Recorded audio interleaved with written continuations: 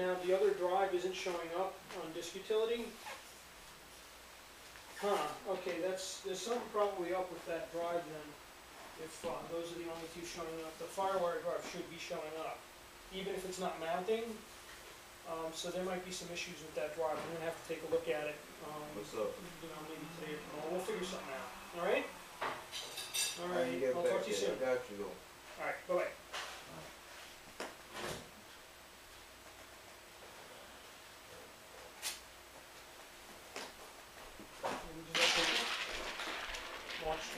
What are you after?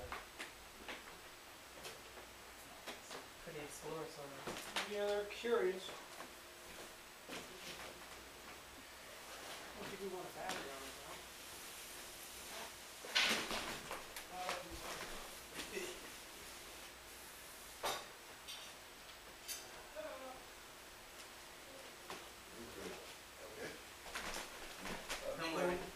Okay. No, ketchup, right? Yeah, the ketchup's on top of the fridge. Wow, you are beautiful. Wow. I like you a lot.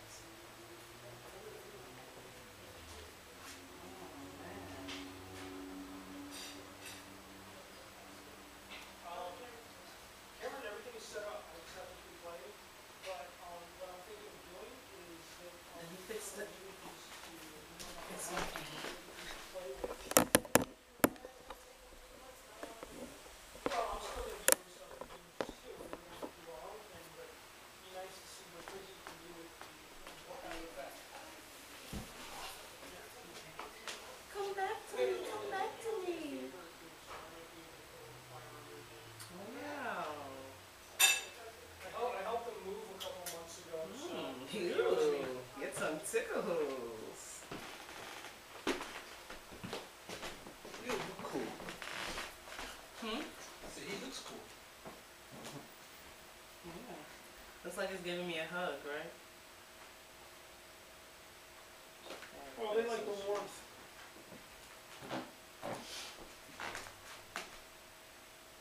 I'm almost feverish. I ate a lot of hot wings yesterday. You laughing at me, Cindy?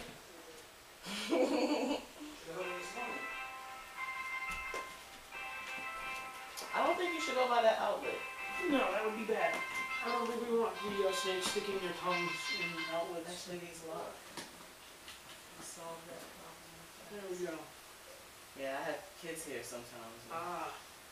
Oh no, you can't go under this. I don't think that's a good idea either. Oh.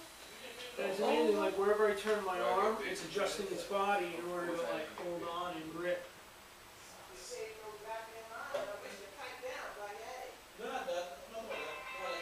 I know I should be getting paid right now. You know that. Somebody doesn't realize that. Greetings. It's actually kind of amazing how this one's able to, how this one's able to like change, basically as I'm moving my arm, it's adjusting its body so that it's like, Has it the orientation it wants? not even that, so that it's not falling off. Like I can rotate this thing like almost 100, you know, all the way around, and like, and the animal is just like adjusting on the fly. Wow, it's so heavy. What are you talking about? Well, they're all muscle. This is what happens. You be mixing the business on a lot of people mix up business and friendship. You know what I'm saying? A lot of people mix up business and friendship. You guys sound like a married couple. Nah, but because we cool, you know, can I talk on the phone? Can I talk on the phone? Is that okay? Yeah, I was gonna say you safe now. The head is under the couch. Alright, hold on. Listen, doesn't matter where the head is. I'm just not. I don't deal with snakes. Well, some people are genetically predisposed to a fear of snakes. No, I'm not afraid of it. It's not afraid because I wouldn't be nowhere near it. So it's not fear like that. It's more, I just, Feel discomfort? yeah, I don't like being on wild animals because everybody told me, oh, they're wild, they're tame. No wild animals ever tamed Oh, me. you know what? I was gonna say people are the wildest. Exactly. Which is why I carry my gun. So right now I'm at a disadvantage. I don't feel comfortable. I don't have why she wants to protect me against something I'm uncomfortable with. Yo, he is enjoying something. She's enjoying something under there so much. You should have just saw her head shaking like she was just rubbing up against something that felt really good. Or maybe you just smell something like, ooh, I smell food. Like mouse? Yeah. Yeah. Oh man, I wish I had $4,000 For what? to have one of these. If I have $4,000, I'd buy that snake. I mean, normally I wouldn't buy an animal for that much money. How much money? I never seen myself wanting a snake so much. He said he got this one for Listen, there's $1,000. no at the same time. You know what I'm saying? This is what A nice what blue this is nose. what I dealt with. Yeah. You know what I'm saying? No, I don't like pit bulls at all. I'm not the farmer. Now I would get if I got a dog, an expensive dog, it would be a Rottweiler. I love those big. That's why I love. First of all, they're big, and those are lovable animals. Okay, they. But pit bull.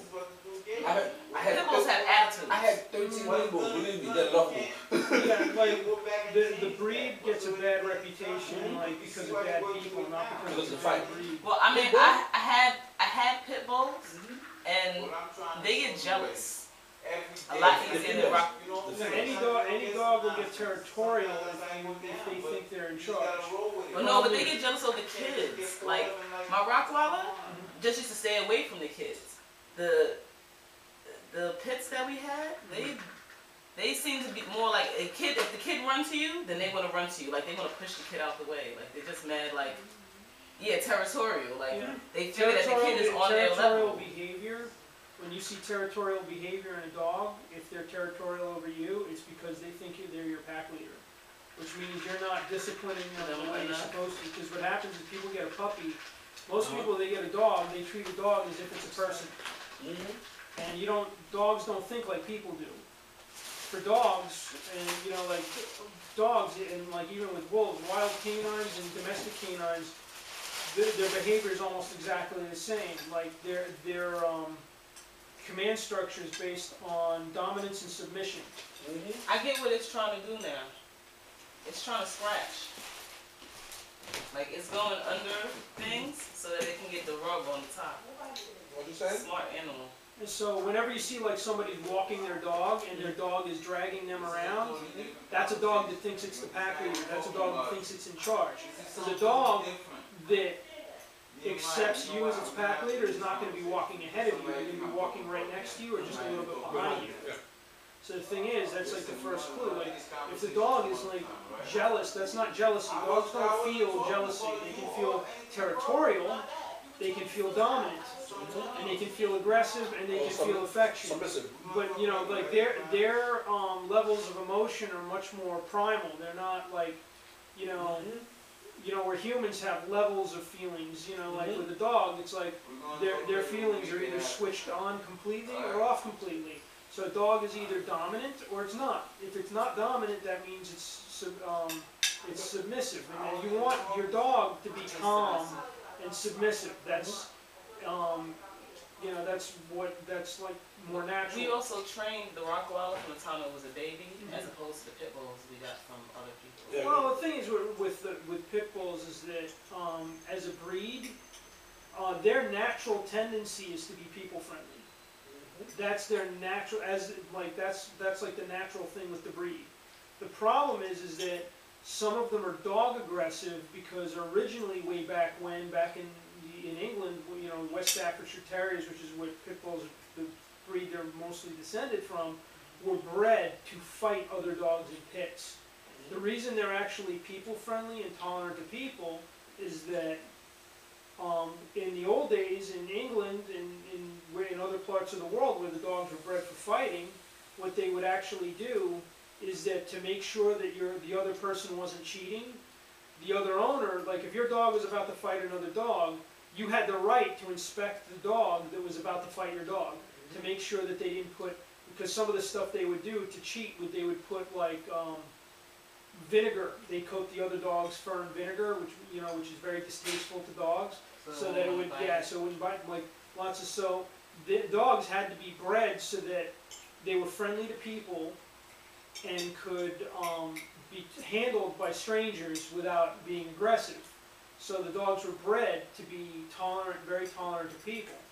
Now, the other thing you're dealing with too is that a lot of the pit bulls that you find, that especially in urban areas, is like there's a lot of inbreeding. Sometimes people breed the dogs for fighting, and like a friend of mine rescued a pit bull he found wandering around the Brooklyn Navy Yard. Poor thing was half starving, and the way they figured it is that it was a bait dog. Like the dog didn't want to fight, but they used the dog basically to like train other dogs to fight. So the dog was abused. The poor thing was like scared. It was very, when he first got it, it was very skittish. You know, it was kind of like, you know, traumatized.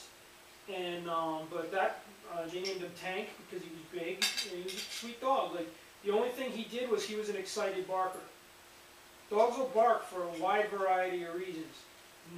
Most of the time, it has nothing to do with aggression. If a dog is barking at you, it doesn't necessarily mean that they're pissed off at you or they're being aggressive. They might be just excited to see you. They might be doing it because they want something, like they, you know, or they want attention. They used to bark. Our Rottweilers used to bark when the kids were acting up, like doing things. Well, you know what she was doing? Heading into the bathroom. You know what she was doing? She was being a pack leader. She had given us the little warning. Like, it wasn't that she was giving it. She was actually doing it in a way to control them. And I don't know if the kids actually ever paid her any mind. But. Yeah, what the dog was actually doing is that the kids were doing a behavior that the dog disagreed with. So the dog is going, hey, stop doing that, and that was that dog's method of communicating. And the thing is, that's what you see with a lot of big breeds. Like, you know, Rottweilers are bred as farm dogs. People go, oh, that's a big aggressive dog. Rottweilers are not bred to be aggressive. They were bred to work on farms, to guard livestock. They were bred to be dogs that you could leave alone with children, right? Look at this. So, as long as she doesn't knock over the lake stand, I don't mind. I was gonna say I'll keep an eye.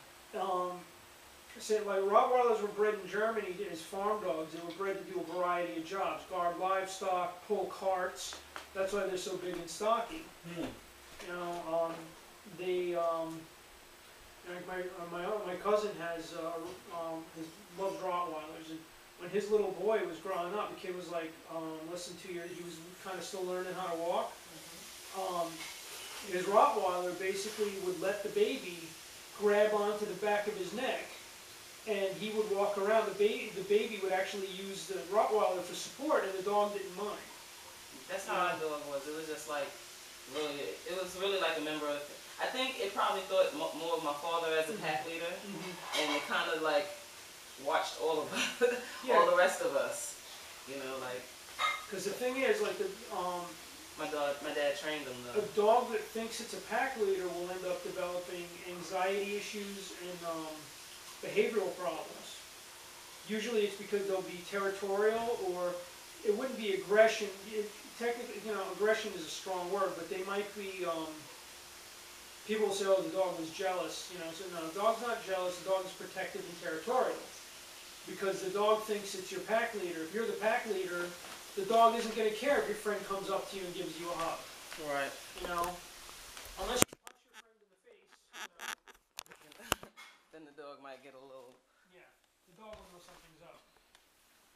Well, our dog was just like, kind of like, just in love with my father. And we used to play fight in the house. The dog had like a whole chain of who he liked the most. Like if we were play fighting with my dad, the dog attacked all of... I mean, not attacked, you know, play attacked. All of us except my father. But if my father wasn't there, then it would always be on my side. So if I was play fighting with my little sister, the dog was recognizing the pack hierarchy. It was recognizing that, you know, when your dad wasn't around, you were the one in charge. The one in charge. Yeah, but it always used to watch the kids. That's what I used to love about Baby, because, like I said, like if one of the babies were like running into the bathroom or something, she would just bark like. And it would always let us, we automatically knew because she didn't bark. She wasn't like a barking dog. Yeah. She barked when people were at the door. Like if somebody was at the door in the hallway and she heard the noise, she would bark. Or she barked if the kids were wilding out. Or if she had to use the bathroom and nobody was, because she would go to the door and scratch it when she had to use the bathroom. But if no one was near the door to hear the scratching, then she would bark to get our attention. But she was like not a barking dog. I love that so much about her. Well, the thing is, again, dogs vocalize for different reasons, you know. You know a lot about animals. Well, I know a lot about dogs, you and canines in particular. Have you heard of that collar that we begin so it can translate dogs barking? That's something that I don't know if that was a gag or not. Like, it was some Japanese inventor who came up with that. But the whole thing is, if you have a dog and you really listen to your dog, you can kind of tell the difference after a while. Because there's lots of because there's different vocalizations, there's different tones of barking. Like you can kind of tell when an aggressive bark from like an anxiety bark or a complaining bark or whatever other noise the dog's going to make that to express themselves. I need that.